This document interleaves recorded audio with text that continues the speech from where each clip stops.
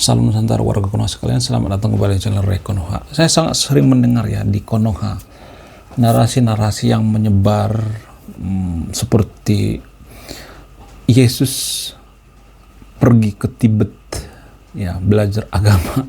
Saya sering mendengarkan celotehan seperti ini ya di Konoha. Ya, konon katanya Yesus itu pergi healing ya ke India. Ada sekitar 18 tahun ya kurang lebih Yesus itu menghilang, tidak jelas kemana perginya. Dan ada narasi yang beredar yang mengatakan bahwa Yesus itu healing ya, healing ke ini atau jalan-jalan ke Tibet atau India. Nah, yang jadi pertanyaan, apakah benar seperti itu? Bagaimana fakta yang sebenarnya? Jadi kita akan mengklirkan di sini ya. Kita akan bahas by data juga atau sumber dan referensi. Sumber dan referensi saya akan tempatkan di sebelah sini ya. Ini sumbernya. Sebenarnya ya, konon katanya selama 18 tahun Yesus menghilang dari catatan sejarah dan Injil. Ada beberapa teori tentang apa yang dilakukan Yesus selama waktu tersebut ya. Ada teori yang populer yang mengatakan bahwa perjalanan ke India dan Tibet ya. Apakah ini benar atau tidak? Yesus dikatakan belajar agama Buddha dan Hindu di India dan Tibet. Teori ini didukung oleh penemuan catatan-catatan kuno di biara Hermes di Ladakh, India. Wow. Ya, ini masih dugaan ya. Ini bukan kepastiannya, tapi masih dugaan. Selain itu, ada teori yang mengatakan, misalnya teori studi Mesir ya. Yesus mungkin belajar tentang agama dan filsafat Mesir kuno ya. Ada teori yang mengatakan seperti itu juga ya. Tapi ini kita urai dulu ya. Saya tidak mengatakan ini benar atau tidak. Nanti saya akan hantam di akhir video ini kesimpulannya ya. Selain itu, Yesus mengembara sebagai murid dari bijak zaman dulu ya. Misalnya mempelajari tentang filsafat, agama-agama terdahulu dan lain sebagainya. Ada teori-teori yang mengatakan seperti itu. Ada bukti dan referensi misalnya ya, seperti dari referensi yang berjudul The Unknown ya, Life of Jesus Christ ya, oleh Nicholas Notovic sekitar tahun 1894 ya. Nanti saya akan tampilkan data di sini ya. Namun data dan sumber ini masih bisa dikritik ya. Kenapa? Karena ini berbau kontroversi ya. Apa kurangnya? Kurangnya bukti sejarah yang kuat ya. Ya, selain itu konflik dengan catatan Injil. Ini bertentangan atau kontradiktif dengan catatan Injil. Selain itu ada lagi apa itu? Konflik dengan atau konflik dari kalangan Kristen Ortodoks ya. Nggak sesuai dengan Kristen Ortodoks, Kristen yang paling tua. Kristen Ortodoks itu Kristen yang menggunakan seperti hijab ya. Menggunakan seperti baju-baju orang Muslim pada umumnya. Jadi sebelum orang Muslim menggunakan hijab itu, Kristen Ortodoks sudah menggunakan hijab, guys. Jadi salah kalau misalnya orang Kristen atau orang Muslim mengatakan, oh mohon maaf, hijab itu penemuan dari Muslim, enggak. Ya. Jadi sebelum Muslim mau menggunakan hijab untuk ibadah itu, untuk sholat dan lain sebagainya, orang Kristen sudah melakukan itu, yaitu Kristen Ortodoks. Namun fakta atau data yang beredar di internet ini ya, ini kurang akurat ya, masih bisa dikritisi, tidak terbukti secara nyata. Jadi ini menurut saya itu semacam ini ya, cocok logi pakai maksa. Kenapa? Karena kan Yesus kan di gambar Yesus itu kan dia pakai baju warna merah, warna biru. Jadi ini konon katanya ada cocok logi dengan yang ada di Tibet gitu, orang-orang Tibet, terus orang-orang India, pemuka-pemuka agama di India itu menggunakan warna biru, ya menggunakan merah, ya. Jadi ada spekulasi yang mengatakan seperti itu ya. Nah, selain itu ajaran Yesus Kristus konon katanya mirip dengan ajaran Krishna ya, karena memiliki beberapa kesamaan. Apa itu kesamaannya? Latar belakang sejarah misalnya ya, pengaruh budaya dan agama Timur Tengah dan India pada masa lalu ya. Ada banyak kemiripan-kemiripan ya, seperti kesamaan ajaran, konsep kasih sayang dan cinta. Yesus mengajarkan kasih sayang ya, cinta. Krishna juga seperti itu ya, pentingnya kesabaran dan pengampunan. Jadi ada banyak kemiripan dengan ajaran Krishna, antara Yesus dengan Krishna. Apakah ini cocok logi pakai maksa? Tidak ada bukti yang ini ya akurat ya. Jadi harus jujur ya. Saya harus jujur, saya tidak boleh berpihak gitu. Saya harus jujur pada kebenaran. Mungkin saja ini kebetulan ya, nggak sengaja, karena manusia pada umumnya itu kan sebenarnya manusia yang penuh dengan kasih sayang. Contoh misalnya nih, anak kecil baru lahir, masih kecil, mereka ini sebenarnya mengikuti naluri kasih sayang, menyayangi. Jadi nggak ada bayi itu baru lahir langsung bisa membenci agama lain, gitu, membenci kafir misalnya, nggak ada seperti itu. Jadi itu diajari sebenarnya. Kalau kita membenci yang beda agama, benci kafir, itu diajari. Nggak ada bayi baru brojor langsung membenci agama lain, nggak ada seperti itu. Jadi kebencian itu diajarkan, guys. Makanya saya sering mengkritik kalau ada ajaran-ajaran kebencian. Saya nggak suka ajaran-ajaran kebencian, karena agama itu mengajarkan kebaikan, ya, sukacita, kesabaran, kesadaran. Jadi kalau ada agama mengajarkan kebencian, perang, persekusi dan sebagainya, jangan ikuti agama seperti itu, karena agama yang sebenarnya itu adalah agama yang penuh dengan kasih sayang. Apalagi agama tersebut gabung dengan partai politik, wah, kacau sudah. Agama itu nggak boleh berpolitik, nggak boleh. Ada beberapa masalah-masalah yang ditimbulkan kalau agama itu ikut politik. Apa itu? Jadi dalam agama itu kan nggak ada sistem demokrasi. Ini sering saya perdebatkan ini di dunia nyata ya, di dunia offline, sama teman-teman Muslim juga, sama teman Kristen juga. Saya mengatakan bahwa agama itu tidak mengenal istilah demokrasi. Enggak. Agama tidak mengenal istilah demokrasi. Sehingga agama tidak bisa digabung dengan politik. Kenapa? Karena agama itu kan bersifat dogmatis. Nggak ada kompromi dalam agama. Nggak ada. Ajaran itu dogmatis, terutama agama Samawi. Kenapa? Ya karena kita didoktrin untuk imani saja. Ya, misalnya data yang di kitab suci itu misalnya salah ya, kita mau mempertanyakan. Jangan banyak bertanyaan, imani saja. Dulu sejarah agama Kristen juga pernah mengalami seperti itu. Bertentangan dengan sains ajarannya. Zaman dulu ya, bukan zaman sekarang. Mirip seperti zaman Konoha sekarang ini. Jadi kalau kita melihat Konoha sekarang ini, kok agamanya nggak sesuai dengan sains, kok seperti bertolak belakang dengan sains, seperti menjauhi sains. Kalau kita berpikir seperti itu, jauh ribuan tahun yang lalu, Kristen sudah mengalami itu. Ya, pada saat abad zaman kegelapan. Di mana ilmuwan Kristen saat itu banyak yang dipersekusi, banyak yang disalahartikan, dituduh sesat. Oh, kamu kafir. Dalam Kristen juga ada istilah kafir kok. Ya. Dulu ilmuwan di Eropa itu, ya, zaman Eropa masih zaman kegelapan, sering disalahartikan, seperti Kopernikus, ya, seperti banyak Galileo, ya. Ada banyak.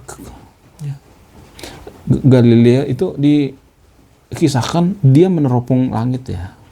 Dia meneropong langit, terus dia bilang, ternyata di langit itu nggak ada Tuhan. Dia bilang gitu. Lalu dia dikafir-kafirkan. Di penjara, guys. Bayangkan, di penjara. Ketika dia meneropong ke langit ya. Itu kan seorang astronot ya. Apa namanya? Astronomi bukan ya. Astronomi, meneliti tentang luar angkasa. Ya, Galileo ini teropongnya ke angkasa. Terus dia bilang sama murid-muridnya atau teman-temannya atau pengurus gereja ya, yang punya otoritas gereja. Ternyata di luar angkasa itu nggak ada Tuhan. Dia sampai dimarah-marahin, guys. Udah dimarah-marahin, dipersekusi, di penjara. Mirip seperti di Konoha sekarang ini. Anti kritik. Jadi makanya saya berulang-ulang mengatakan bahwa orang yang beragama itu biasanya anti kritik, guys. Saya juga baru menemukan ini. Dulu saya nggak menyadari ini. Mungkin saya berpikir ya dulu. Saya berpikirnya, ya bisa aja orangnya yang anti kritik, bukan agamanya. Saya dulu berpikir seperti itu. Tapi akhir-akhir ini saya memahami meneliti, ada nih datanya ini saya tampilkan di sini ya. Ternyata antikritik itu bersumber daripada ajaran agama itu sendiri. Apa itu? Dogmatis. Imani saja, cukup imani saja, nggak usah banyak tanya. Kalau kita mengatakan, kalau kita teropong langit nggak ada Tuhan di langit, kita akan dikatakan sesat, kafir. Ya kalau Tuhan di langit, ya imani saja gitu. Kalau Tuhan di surga, ya imani saja. Cukup imani saja, nggak usah banyak bacot, nggak usah banyak protes, nggak usah banyak tanya. Sehingga ya umatnya bisa anti kritik. Makanya di Konoha ada banyak orang yang tak anti kritik kan, terutama netizen nggak percaya. Coba tonton debat agama yang berbau agama, pasti di situ ada hujatan, makian.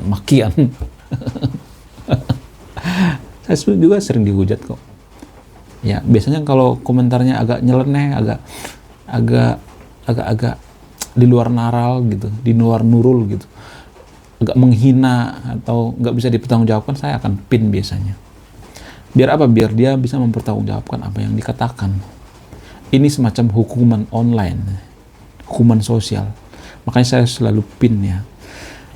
Jadi di Konoha juga seperti itu. Ya, pengaruh agama itu kita menjadi anti kritik, guys. Dengan berhati saya mengatakan bahwa agama itu justru mengajarkan anti kritik ya. Karena apa? Karena kita cukup disuruh mengimani, imani saja. Ya. Jangan banyak bacot, imani saja ya. Jangan banyak bacot. Selain itu ya, ajaran Krishna dengan ajaran Yesus itu ada banyak kemiripan, seperti pentingnya kebijaksanaan spiritual ya. Yesus juga mengajarkan kebijaksanaan ya. Namun ada perbedaannya. Yang pertama, Tuhan Yesus itu Tuhan, konsep Tuhan maksudnya, Yesus Tuhan tunggal ya, sedangkan Krishna Tuhan yang memiliki banyak manifestasi ya. Yang kedua misalnya, cara penyampaian ajaran Yesus melalui pengajaran langsung ya. Krishna melalui dialog dengan Arjuna. Wow, luar biasa. Apalagi perbedaannya? Konteks budaya dan sejarah. Yesus memiliki budaya Yahudi, Krishna memiliki budaya Hindu ya. Jadi semua yang saya katakan ada sumbernya ya. Tidak hanya itu, tidak hanya ajaran Krishna, ajaran Buddha juga ada kemiripan ya. Ajaran Yesus dengan ajaran Buddha itu memiliki beberapa kesamaan. Dulu saya berpikir, kenapa agama Buddha itu sangat nyambung dengan agama Kristen ya. Saya banyak melihat orang yang menganut filosofi Buddha masuk ke Kristen. Iya. Mereka tetap gereja, sekolah di sekolah Kristen. Saya banyak melihat seperti itu. Dan dulu saya berpikir, kok bisa ya ada agama seperti itu. Nah, setelah saya mengamati, oh, ada ternyata banyak kemiripan. Apa itu kemiripannya? Kesamaan doktrinnya, kasih sayang dan cinta. Ya, Buddha juga mengajarkan kasih sayang dan cinta ya. Dan Kristen juga seperti itu. Terus pengampunan dan kesabaran. Ya, Yesus memberikan pengampunan, Buddha juga seperti itu. Kebijaksanaan spiritual ya, kebijaksanaan spiritual ada seperti itu ya. Pentingnya kesadaran dan meditasi. Yesus juga mengajarkan seperti itu ya. Selain itu ada kesamaan etika misalnya, jangan membunuh ya, jangan berbohong, jangan mencuri ya. Terutama berbohong, gak boleh berbohong guys, jujur ya, harus jujur. Makanya saya selalu menekankan kejujuran ya. Dalam beragama juga kita harus berorientasi pada kejujuran. Jadi kalau ada agama itu nggak berorientasi pada kejujuran, itu bukan agama, itu sekte. Ya. Jadi kalau gini guys ya, saya perhatikan di Konoha ya, kita kan katanya orang yang sangat religius dalam beragama. Katanya agama kita itu agama yang penuh damai, kejujuran, akhlak dan lain sebagainya. Tapi kenapa di masyarakat itu banyak banyak melakukan korupsi, kejahatan dan lain sebagainya. Ada banyak penipuan. Kalau misalnya ada yang mengatakan ini kan hanya oknum, tapi oknumnya kan banyak banget ya. Saya tidak bisa memasukkan hal ini ke dalam oknum. Kenapa? Karena kalau oknum itu kan 1, 2, 3 orang. Jadi berulang-ulang saya mengatakan bahwa agama itu sangat mempengaruhi kemajuan satu bangsa. Makanya saya sering membahas agama. Karena apa? Karena yang mempengaruhi kemajuan pola pikir masyarakat itu agama. Kalau misalnya mempengaruhi kemajuan suatu bangsa, saya akan tetap bahas ini, ya kan? Ini kan nggak mau mempengaruhi kemajuan suatu bangsa, ngapain saya bahas itu? Karena agama mempengaruhi kemajuan suatu bangsa, makanya saya bahas. Makanya saya sering dikata-katain, kenapa sih kamu bahas agama? Karena agama itu mempengaruhi kemajuan suatu bangsa, cuy.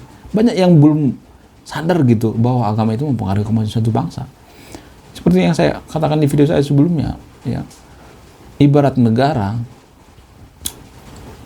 software daripada negara itu, atau ibarat komputer ya, software daripada negara itu adalah agama. Ini komputer, nih agama ya. Jadi komputer ada software ya. Ini negara misalnya, ada softwarenya bernama agama ya. Komputer negara, komputer punya software, negara punya software, apa itu agama. Jadi kalau negara itu nggak maju-maju, maka periksa deh softwarenya, apakah softwarenya bermasalah atau tidak. Tapi saya melihat di Konoha tidak ada satupun presiden yang berhasil merubah software ya, software daripada tradisi dalam beragama di Konoha. Saya melihat tradisi beragama di Konoha itu masih terlalu dogmatis ya, cukup imani saja. Jadi kita tidak pernah naik level gitu dalam beragama ya, masih tetap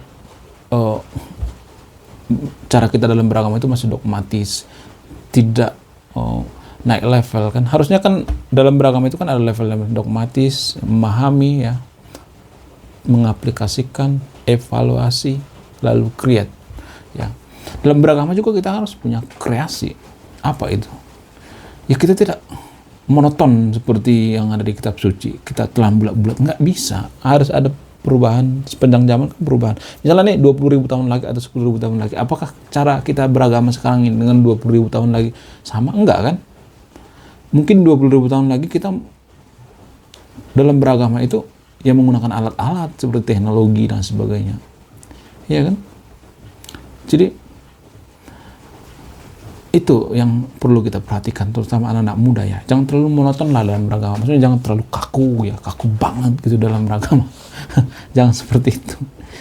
Dan kalau misalnya agama itu tidak mengajarkan, tidak banyak ayat-ayat tentang kasih ya, minimal harus ada 100 lah gitu. Misalnya di ayat kitab suci itu harus ada 100 lah ayat-ayat tentang kasih, diperbanyak aja gitu di kitab suci itu, ayat-ayat tentang kasih ya, nggak apa-apa sih. Jadi gini guys, banyak orang berpikir bahwa kitab suci itu nggak boleh direvisi. Menurut saya itu justru aneh kalau kitab suci nggak direvisi. Tapi saya tidak nyuruh yang nonton untuk tidak revisi kitab suci ya. Maksudnya saya nggak nyuruh yang nonton untuk merevisi kitab suci ya, enggak. Justru menurut saya itu aneh kalau kitab suci itu nggak direvisi. Kenapa? Karena kitab suci itu kan pedoman sepanjang masa.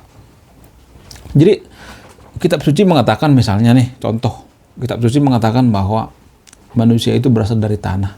Itu kan konteks zaman dulu, belum ada teknologi, belum ada sains. Jadi orang manut aja kalau misalnya dikatakan bahwa manusia itu berasal dari tanah. Belum ada penelitian tentang DNA ya, dari mana manusia berasal, belum ada penelitian, sehingga orang-orang zaman dulu itu manut aja kalau misalnya dikatakan bahwa manusia berasal dari tanah, ya manut aja. Tapi sekarang kan harus sesuai dengan sains. Ya, biar agama ini tetap eksis, bisa pedoman sepanjang masa, ya harus diedit dong, direvisi dong. Ya nggak sih? Waras nggak kita dalam beragama? Mungkin kita berpikir bahwa kitab suci itu ngedebuk dari langit. Enggak. Kata siapa? Emang Tuhan bisa langsung nulis gitu, ngedebuk dari langit? Enggak. Itu kan berdasarkan dari wahyu, pewahyuan. Wahyu juga klaim sepihak kok. Ya orang yang menerima wahyu itu kan, ya kan sendiri-sendiri, sepi, di gunung, di goa, di lembah, di kamar, sendiri menerima wahyu. Apa kita percaya dengan wahyu yang sendiri-sendiri gitu? Sungguh tidak masuk akal. Jadi jangan kita berpikir bahwa agama itu ciptaan Tuhan atau kitab suci Tuhan. Enggak. Kalau kitab suci ciptaan Tuhan, apa mungkin Tuhan itu salah? Kenapa dia mengatakan bahwa di kitab suci agama tertentu itu bumi itu datar, terhampar, datar misalnya? Kenapa? Harusnya kan Tuhan lihat dari luar angkasa, oh ternyata bumi itu bulat ya. Nggak mungkin dia salah mewahyukan. Ya, masa Tuhan ngeprank gitu, mengatakan, oh bumi itu ternyata datar, padahal bumi bulat. Harusnya kan lihat dari luar angkasa, tapi kan buktinya di kita cuci bisa salah tuh datanya. Harusnya kan diedit dong, ya, ditipek. Ya, tapi saya nggak nyuruh yang nonton video untuk mengedit ya, jangan gitu ya, nggak boleh gitu ya, nggak boleh baper ya. Kalau kita belajar filsafat, belajar tentang dogmatis, melepaskan dogmatis agama itu jangan baper-baperan, nggak boleh seperti itu. Ya, oke, sekian video ini, terima kasih sudah menyimak. Saya Ray Kunawa, salam rasional.